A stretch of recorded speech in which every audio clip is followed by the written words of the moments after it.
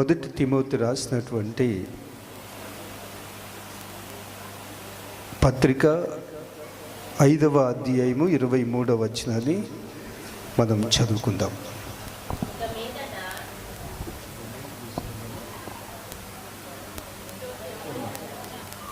Mic తీసుకో, ఇది ఇచ్చేసి ఇదమ్మా, ఇది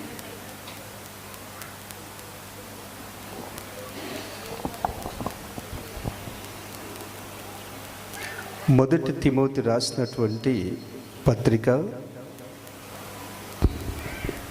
5వ అధ్యాయము 23వ వచనాన్ని మనం చదువుకుందాం. ఇక మీదట నీళ్ళే త్రాగక నీ కడుపు జబ్బు నిమిత్తమును నీ కడుపు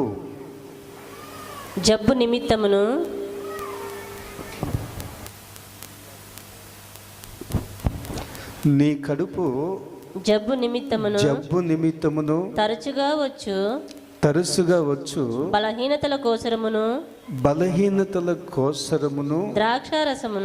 ద్రాక్షరసమును కొంచెముగా పుచ్చుకొనుము. చల్లగా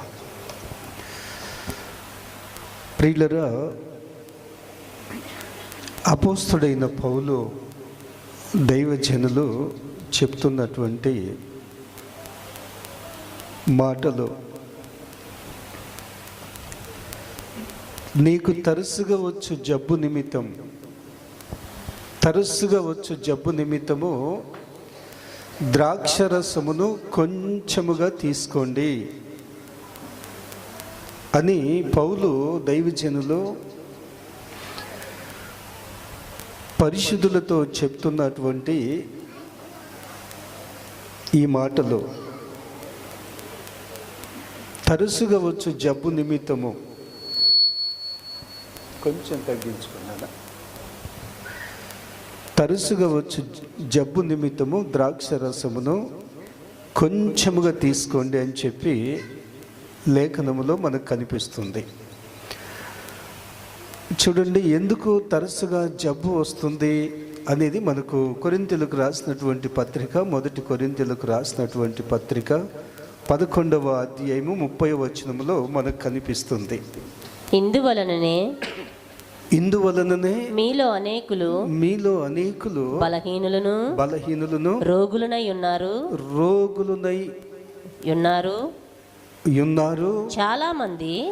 చాలా మంది నిద్రించుచున్నారు. ఇందువలననే మీలో అనేకులు బలహీనులను రోగులను అయి ఉన్నారు. మీ రోగములు, మీ పాపములు, మీ అపరాధములు, మీ దోషములు, మీ దరిద్రత, మీకున్న సమస్త కీడంతట్లో నుంచి మీరు బాగుపడడానికి, మీరు స్వస్థపరచబడడానికి, మీ పాపములు క్షమించబడడానికి, మీరు నెమ్మదిగా ఉండడానికి, మీకు సమాధానం కలిగి ఉండడానికి ద్రాక్షరసమును కొంచెముగా తీసుకోండి. తరచుగా మీకు వచ్చు జబ్బు నిమిత్తము ద్రాక్షరసమును కొంచెముగా తీసుకోండి. ప్రియులరా, ఈ సాధారణంగా మనకు శరీరముతో ఉన్నాము కనుక ప్రతి విషయములలో ప్రతి మనిషికి జబ్బు అనేది వస్తుంది. చూడండి, మన చేతులకు దుమ్మంటినప్పుడు సబ్బు అవసరమై ఉంటుంది. ఎందుకంటే కడుక్కుంటే తొలగించడానికి సబ్బు ఏ రీతిగా అయితే అవసరమో, మన శరీర బలహీనత లేదా మనకు కలుగుతున్న శోధన, మనము చిక్కుకొని ఉంటున్న ఈ యొక్క వ్యాధులలో నుంచి ద్రాక్షరసము మిమ్మలను స్వస్థపరుస్తుంది లేదా మిమ్మలను ఆశీర్వదిస్తుంది అనేది కాదు. కానీ యేసుక్రీస్తు రక్తముగా సూచనగా మనకి ద్రాక్షరసము, ఈ రొట్టె మనకు కనిపిస్తుంది. ఇది ఆశీర్వదింపబడినటువంటి రొట్టె, ఆశీర్వదింపబడినటువంటి ద్రాక్షరసం. సాధారణంగా ఒక మనిషికి జబ్బు అనేది ఎక్కడి నుంచి వస్తుందంటే మన నోటిని బట్టి మనకు జబ్బు సంభవిస్తుంది. గుర్తుంచుకోండి. సాధారణంగా ఒక మనిషికి వ్యాధి బలహీనత అనేది ఎక్కడి నుంచి వస్తుందంటే మన నోరును బట్టి. మన దేహానికి హానికరమైనది మన నోరే. మనకు దుఃఖాన్ని కలిగించేది మన యొక్క పెదాలే. కనుక ప్రియులరా, తరచుగా మనల్ని మనము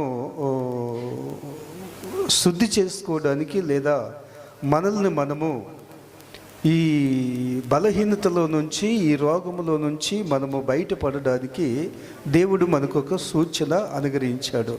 అది ఏంటిదంటే ద్రాక్షరసము, రొట్టె. 28వ వచనములో, కాబట్టి ప్రతి మనుషుడు తనను తాను పరీక్షించుకొనవలెను, అలాగు చేసి ఆ రొట్టెను తిని ఆ పాత్రలోనిది త్రాగవలెను. ప్రభు శరీరమని వివేశింపక తిని త్రాగువాడు తనకు శిక్ష విధి కలుగుటకే తిని త్రాగుచున్నాడు. నమ్మనటువంటి వ్యక్తి, నమ్మకము లేనటువంటి వ్యక్తి, విశ్వాసం ఉంచినటువంటి వ్యక్తి, నిరీక్షణ లేనటువంటి వ్యక్తి, అపనమ్మకంగా వచ్చే వ్యక్తి, చూడండి, గురి గమ్యము లేనటువంటి, ఏదో వస్తున్నాము పోతున్నాము అనే అటువంటి వ్యక్తులకు ఈ యొక్క ద్రాక్ష రసములలో పరీక్షించుకోకుండా మనలను మనం పరీక్షించుకోకుండా సమర్పించుకోకుండా సరిదిద్దుకోకుండా ఈ ద్రాక్ష రసములలో ఎప్పుడైతే మనం పాలు పొందుతామో అప్పుడు మనకి ఇంకా బలహీనత అనేది ఏర్పడుతుంది. మనల్ని మనం పరీక్షించుకొని ఇది దేవుడు ఆశీర్వదించినటువంటి ద్రాక్షరసము, ఇది దేవుడు దీవించినటువంటి రొట్టె, ఆయన చేతితో విరిచాడు, ఆయన మాటలతో ఆశీర్వదించాడని నిరీక్షణ కలిగి నమ్మి ఈ ద్రాక్షరసాన్ని, రొట్టెను నువ్వు తీసుకుంటే తరచుగా వచ్చే నీకు బలహీనత, ఈ కొంచెము ద్రాక్షరసం తీసుకుంటే ఆ తరచుగా నీకు వచ్చే బలహీనత అనేది దూరం అయిపోతుంది. సమర్పించుకొని నువ్వు తీసుకున్నప్పుడు ఆ బలహీనత నీ నుంచి దూరం అయిపోతుంది. ఒకవేళ సమర్పించుకోకుండా, సరిచేసుకోకుండా, నిన్ను నువ్వు అదుపులోనికి తీసుకోకుండా, మామూలుగా అందరూ తీసుకుంటున్నారు కదా నేను తీసుకుంటున్నానని నువ్వు ఆశ కలిగి తీసుకుంటే ఇక నీ బలహీనత నిన్ను కృంగదీస్తుంది. కనుక ఇందువల్లనే అనేకులు మీలో బలహీనలు రోగులై ఉన్నారు. కాబట్టి ప్రతి మనుషుడు తనను తాను పరీక్షించుకోవలెను. అయితే 31, అయితే మనలను మనమే విమర్శించుకొనిన ఎడల తీర్పు పొందకపోదుము. మనం తీర్పు పొందిన ఎడల లోకముతో పాటు మనకు శిక్షావిధి కలగకుండునట్లు ప్రభు చేత శిక్షింపబడుచున్నాము. కాబట్టి నా సహోదరులారా అంటున్నాడు. కాబట్టి నా సహోదరులారా మీరు జాగ్రత్త కలిగి మిమ్ములను మీరు పరీక్షించుకోండి. మిమ్ములను మీరు శిక్షావిధికి కాకుండానట్లు, లోకముతో పాటు మీకు శిక్ష మీరు పొందకుండానట్లు మీరు జాగ్రత్త కలిగి మిమ్ములను మీరు పరీక్షించుకొని ఈ ఆశీర్వదింపబడిన ద్రాక్షరసము రొట్టెలో కొంచెముగా మీకు తరచుగా వచ్చే జబ్బు నిమిత్తం ఆ జబ్బులో మీరు పడకుండా, వ్యాధిలో మీరు పడకుండా, ఆ రోగాలలో మీరు చిక్కుకోకుండా, ఆ దరిద్రంలో మీరు వేదన పడకుండా ఈ ద్రాక్షరసము సబ్బు మీ చేతులలో ఉన్న మురికి తొలగించినట్లు మీ నోరు భద్రంగా ఉంటే మీ శరీరంలో ఉన్న బలహీనతను, రోగమును తొలగిస్తుంది అని పౌలు తాను క్రీస్తు బిడ్డలుగా పిలువబడినటువంటి వారిని బలపరుస్తూ, హెచ్చరిస్తూ వారిని ప్రభు మార్గములో నడిపిస్తున్నాడు. కనుక ప్రియులరా, ఎందుకు ఇట్లా చెప్తున్నాడంటే 23వ వచనములో, నేను మీకు అప్పగించిన దానిని ప్రభు వలన పొందితిని. ప్రభు అయిన యేసు తాను అప్పగింపబడిన రాత్రి యొక్క రొట్టెను ఎత్తుకొని కృతజ్ఞతాస్తుతులు చెల్లించి దానిని విరిచి, ఇది మీ కొరకైన నా శరీరము, నన్ను జ్ఞాపకము చేసుకున్నట్టుకై దీనిని చేయుడని చెప్పెను. ఆ ప్రకారమే భోజనమైన పిమ్మట ఆయన పాత్రను ఎత్తుకొని, ఈ పాత్ర నా రక్తము వలన అయిన క్రొత్త నిబంధన, మీరు దీనిలోనిది త్రాగునప్పుడల్లా నన్ను జ్ఞాపకం చేసుకున్నట్టుకై దీనిని చేయుడని చెప్పెను. మీరు ఈ రొట్టెను తిని ఈ పాత్రలోనిది త్రాగునప్పుడెల్లా ప్రభు వచ్చు వరకు ఆయన మరణమును ప్రసూరించుదురు. కాబట్టి ఎవడు అయోగ్యముగా ప్రభు యొక్క రొట్టెను తినునో, లేక ఆయన పాత్రలోనిది త్రాగునో వాడు ప్రభు యొక్క శరీరమును గూర్చి రక్తమును గూర్చి అపరాధి అగును. స్తోత్రం చెప్పండి అన్న గట్టిగా, హల్లెలూయా. వివేశింపక అపరాధి, ప్రభు యొక్క శరీరమని రక్తమని ఎవరైతే నమ్మకుండా వాళ్ళు తీసుకుంటారో వాళ్ళు అపరాధులుగా తీర్చిబడతారు. కనుక బలహీనత, వ్యాధులు, సమస్యలు మిమ్మల్ని చుట్టుముడుతూనే ఉంటాయి. కనుక అవి మీకు చుట్టుముట్టకుండా, అవి మిమ్మల్ని ఆవరించకుండా మీకొచ్చు బలహీనత నిమిత్తము, తరచుగా మీకొచ్చు బలహీనత నిమిత్తము ద్రాక్ష రసము కొంచెముగా తీసుకొని మీ బలహీనత అంతా తొలగించుకోండి. హల్లెలూయా. కనుక కాబట్టి ప్రతి మనుషుడు 28వ వచనములో మనకు కనిపిస్తుంది. కాబట్టి ప్రతి మనుషుడు తనను తాను పరీక్షించుకొనవలెను, అలాగూ చేసి ఆ రొట్టెను తిని ఆ పాత్రలోనిది త్రాగవలెను. సమయంలో ఇక్కడ కూర్చున్న మనలను మనం పరీక్షించుకుందాం.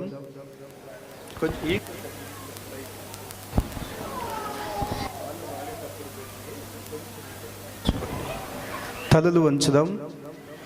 ప్రియులరా, సమయంలో దేవుని సన్నిధిలో మనం భయం కలిగి, వణుకు కలిగి,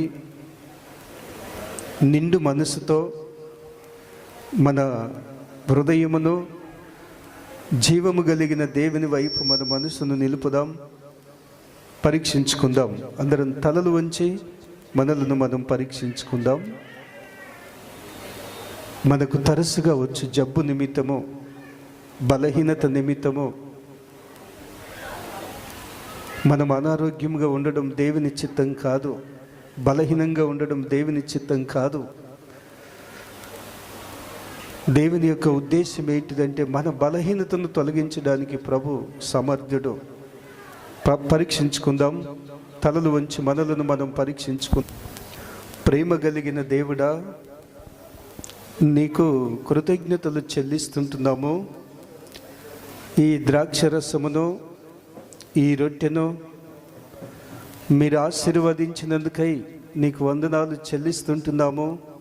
పరిశుద్ధుడవైన తండ్రి, మాకు తరచుగా వచ్చు బలహీనత నిమిత్తము, జబ్బు నిమిత్తము ద్రాక్షరసము కొంచెముగా తీసుకోవాలని లేఖనములో రాయబడి ఉన్నది.